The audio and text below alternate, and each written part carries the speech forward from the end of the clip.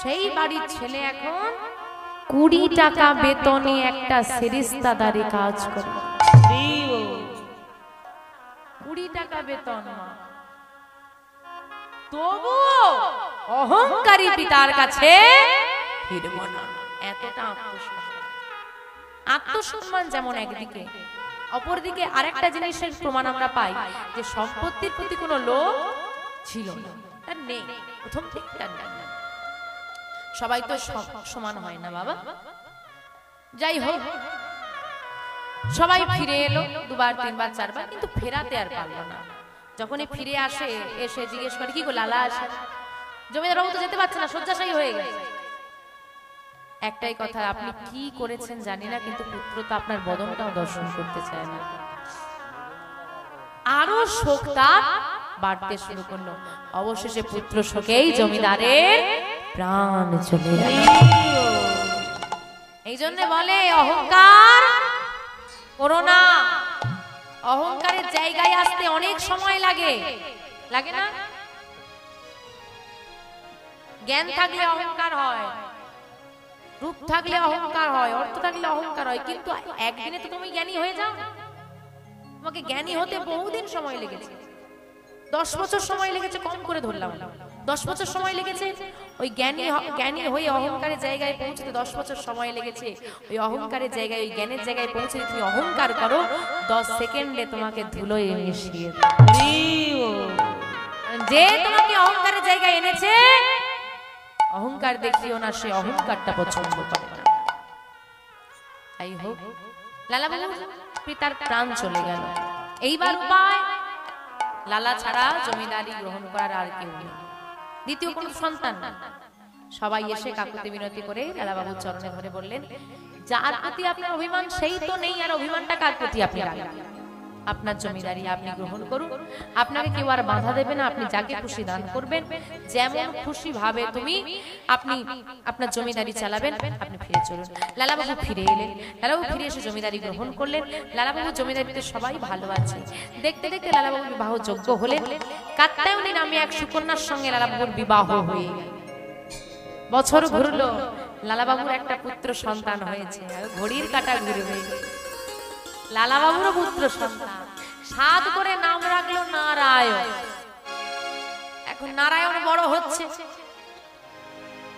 সেও জমিদারি পরিবারের একমাত্র পুত্র, বড় আদরের। কিন্তু বাবা, পিতার অহংকারে পুত্রের শৈশবকাল নষ্ট হয়ে গেল। কার? লালাবাবু। এবার যখন নিজের সন্তান বড় হচ্ছে, ছোটাছুটি করে জমিদারি বাড়িতে খেলা করছে, তত তার নিজের শৈশবকালের কথা বড় মনে পড়ে। আর আজকে প্রভাতকালে ভীষণ মনে পড়ছে, এত মনে পড়ছে যে মনটাই তার খারাপ হয়ে গেছে, যে কি ঘটলো আমার সঙ্গে। তাই এত দিন, এত বছর সেই বারান্দায় সে আর কোনোদিন যায় না। ওই বারান্দা থেকেই তো বাড়ি ছেড়েছিল, ওই বারান্দায় যায় না। কিন্তু আজকে মনটা এতটাই খারাপ, এত মনে আসছে যে সে নিজেকে ধরে রাখতে পারল না। সে বারান্দায় গিয়ে আবার বসলো, চিন্তা করছে এই প্রভাতকাল, এই সেই বারান্দা, কত ভালোবাসতাম এই বারান্দায় খেলা করতে, আর এই বারান্দায় কিনা আমাকে জমিদারি বাড়ি ছাড়া করলো। এই কথাটা চিন্তা করছে হঠাৎ করে, এটা চিন্তা করছে। খেলা করতে করতে দরজা থেকে সেদিন একজন ডাক দিয়েছিল বাবু বলে। হঠাৎ যেটা চিন্তা সেটাই বাস্তব। দরজা থেকে একজন চিৎকার করছে, বাবু।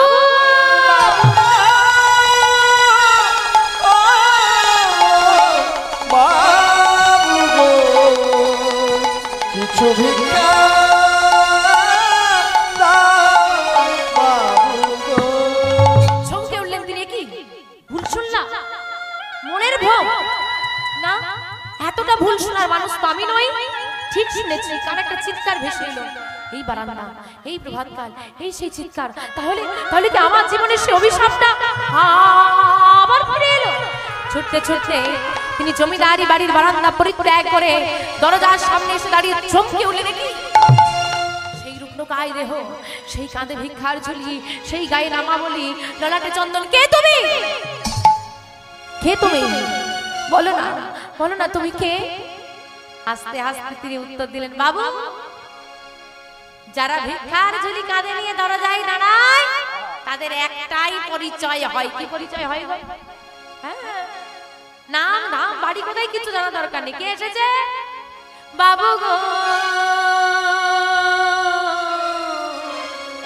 আমি হলাম দিন ভিখারি। বাবু গো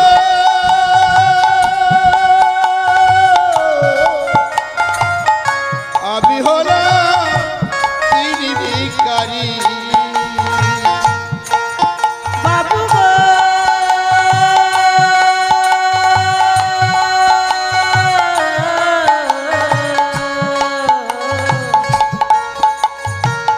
আমি হলাম দিন ভিখারি।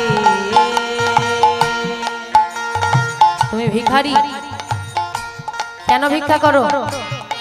ভিক্ষা করে যা পাও তা নিয়ে কি করো? স্ত্রী পুত্র পরিজনের সেবা দাও?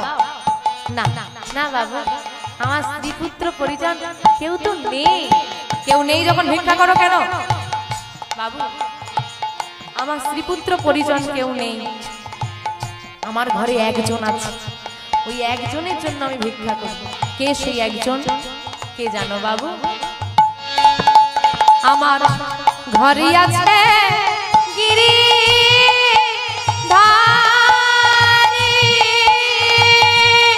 নিতাই ধরে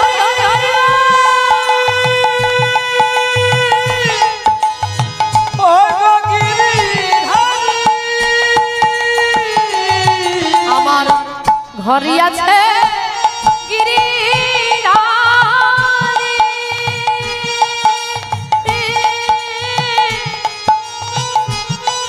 আমি তার লাগি ভিক্ষা করি।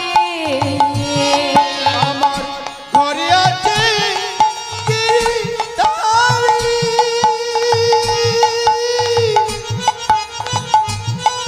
আমি তার লাগি ভিক্ষা করি।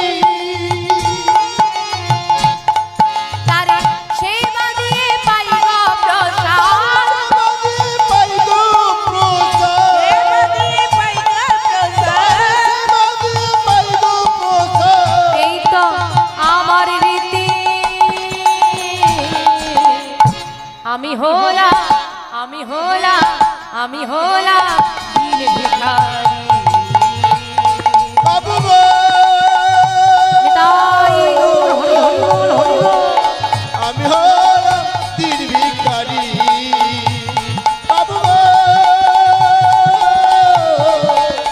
আমি হলাম দিন ভিখারি। তুমি গিরিধারীর জন্য ভিক্ষা করো? হ্যাঁ বাবু, দাঁড়াও দাঁড়াও দাঁড়াও, আমি এক্ষুনি আসছি। তুমি দাঁড়াও, আমি তোমাকে ভিক্ষা দেব। আজকে আর কোনো প্রহরীকে নয়, নিজে গৃহের মধ্যে প্রবেশ করে একটা বড় পোটলা বাঁধলেন, আর একটা বড় পোটলা বেঁধে তার মধ্যে নিয়ে এসেছে অনেক ধন সম্পদ, ধন ঐশ্বর্য ভরে অনেক অর্থ নিয়ে সেই ভারী পোটলাটা ভিখারির সামনে নিয়ে এসে ধরলো। এই নাও, এই নাও, এটা তুমি নাও, এটা আমি তোমাকে দিলাম। কি আছে বাবু এতে? এতে অনেক ধন ঐশ্বর্য, টাকা পয়সা, অনেক অনেক সম্পদ আছে, এটা তুমি নাও। বাবু আমি তো তোমার কাছে এক মুষ্টি ভিক্ষা চাইলাম। ওই যে মা বললো না অন্ন ভিক্ষা, এক মুষ্টি। তারা প্রকৃত গোবিন্দের সেবা দেয় বাবা, তারা কিন্তু ওই এক মুষ্টি ভিক্ষাতেই সন্তুষ্ট হয়। তাকে ধন ঐশ্বর্য ঢেলে দিয়েছে, বলছে আমি তো এক মুষ্টি ভিক্ষা চাইলাম, এই ধন ঐশ্বর্য দিয়ে আমার কি হবে? তুমি দেখছি ভারী বোকা তো। কেন? এই সম্পদ যদি তুমি নিতে পারো, তুমি আমার মতো জমিদার হয়ে যাবে, ধনী হয়ে যাবে, অনেক বড় জমিদারি বাড়ি হবে, অনেক বড় মন্দির হবে, দাঁড়িয়ে দাঁড়িয়ে আর ভিক্ষা করতে হবে না, কষ্ট করতে হবে না, যা চাইবে তাই করতে পারবে, অনেক আনন্দে থাকবে, অনেক ভালো করে গিরিধারীর সেবা হবে। নাও। কিন্তু বাবু তোমার কোনো কিন্তু আমি শুনবো না, নিতে বলেছি তুমি নেবে। জোর করে অর্থের বোঝাটা ভিখারির মাথায় তুলে দিয়েছে। যেই না মাথায় তুলে দিচ্ছে ভিখারি আর কিছু বললো না, চলে যাচ্ছে, প্রণাম করে চলে গেল। এই যে বাবা, অনেকে আছে যারা কীর্তন শোনে না, কীর্তন শুনতে ভালো বাসে, তারা যারা কীর্তন শুনে তাদেরকে জিজ্ঞেস করে, হ্যাঁ গো কি পাও, আসলে গেলে কি দেয়, হ্যাঁ জিজ্ঞেস করে কি পাও, বোঝানো যাবে? আপনি বোঝাতে পারবেন? আপনি হরিবাসরে বসে কি পাচ্ছেন তাকে বোঝাতে পারবেন? আর মহাজন বলছেন কি পেয়েছো, এটা জিজ্ঞেস করার আগে জিজ্ঞেস করো কি পাওনি। কি পাওনি? এই যে শরীরে শিরা দিয়ে রক্তগুলো ছুটে চলেছে না, অসুস্থ হলে এই রক্তটা কিনতে গিয়ে এমন এমন ব্লাড গ্রুপ আছে পাওয়া যায় না, মানুষ কাঁদতে কাঁদতে দিন চলে যায়। তাদেরকে জিজ্ঞেস করে দেখবে কি দিয়েছে ভগবান। বিনা পয়সায় রক্তটা দিয়ে দিয়েছে, অসুস্থ হলে এটাই পাওয়া যায় না, সে তো দিয়েছে। কি পাওনি?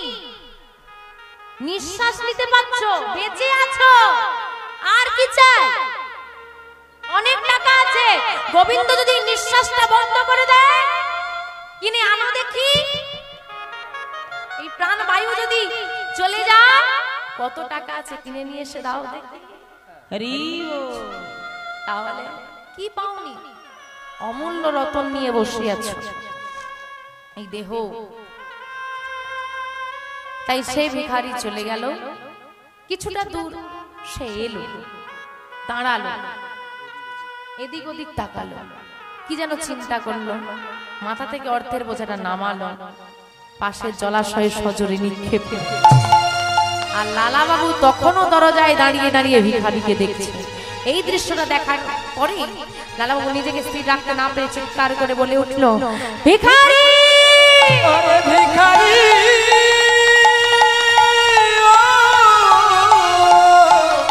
ভিখারি, বল বলে কি করিলি রে ভিখারি, ওরে ভিখারি। এত বড় স্পর্ধা তোমার! আমি তোমাকে কত ভালোবেসে দিলাম, আর সেই সম্পদ তুমি জলের মধ্যে ফেলে দিলে। তুমি জানো যে সম্পদ তুমি জলের মধ্যে ফেলেছো, ওই পোটলার মধ্যে যে অর্থ, যে সম্পদ ছিল তা উপার্জন করতে কত কষ্ট করতে হয়, কত পরিশ্রম করতে হয়, তার বিন্দুমাত্র ধারণা তোমার আছে? আমি ফেলতে চাইনি বাবু। ফেলতে চাইনি মানে? আমি নিজের চোখে দেখলাম তুমি ফেলে দিলে, আর এখন আমাকে দেখে বলছো আমি ফেলতে চাইনি। বিশ্বাস করো বাবু, আমি আমি আমি ফেলতে চাইনি, আমি আমি ফেলতে চাইনি। ফেললে কেন তাহলে? তোমার তো অনেক প্রশ্ন আছে, আমার একটা প্রশ্ন আছে, উত্তর দিতে পারবে বাবু? এই জগতে সবাই তো ধনী হতে চায়, কতজন কৃষ্ণ নাম নিয়ে ভিখারি থাকতে চায় বলো?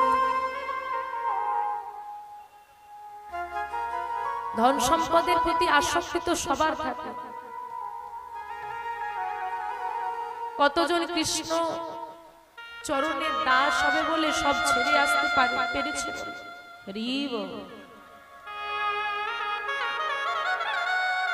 আমি তোমার কাছে ধন সম্পদ চাইতে আসিনি বাবু,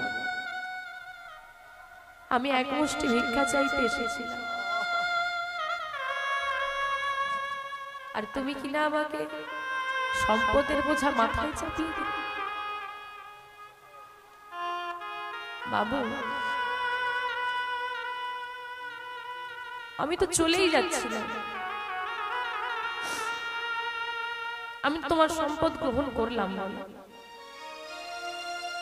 আমিও তো ভাবলাম যাক, এতদিন পর যদি গোবিন্দের সেবা ভালো করে হয়, তার যদি ইচ্ছে হয়, তার ইচ্ছেই তো সব হয়।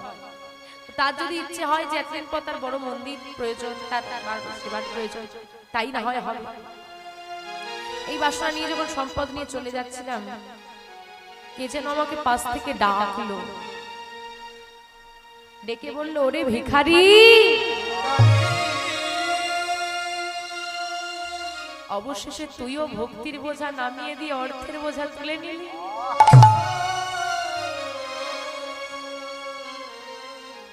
অবশেষে সবার মতো তোর মাঝখানে ধনী হবার স্বাদ জেগে গেল।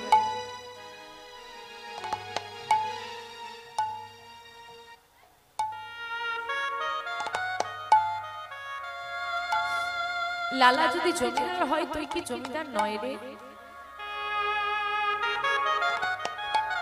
লালা না হয় অর্থের জমিদার, তুই তো ভক্তির জমিদার।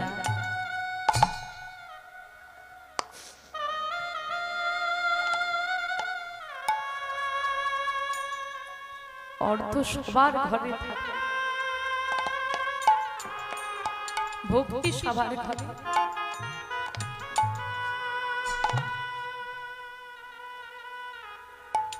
আজ তুমি কষ্টে আছো, অভাব আছে, অসৎ পথ ধরলে না, কয়েক মাসে বড় লোক হয়ে যায়। তুমি হতে পারবে, তুমি চাইলে কয়েক মাসে ভক্ত হতে পারবে। তোমার মনে ভক্তি আসে।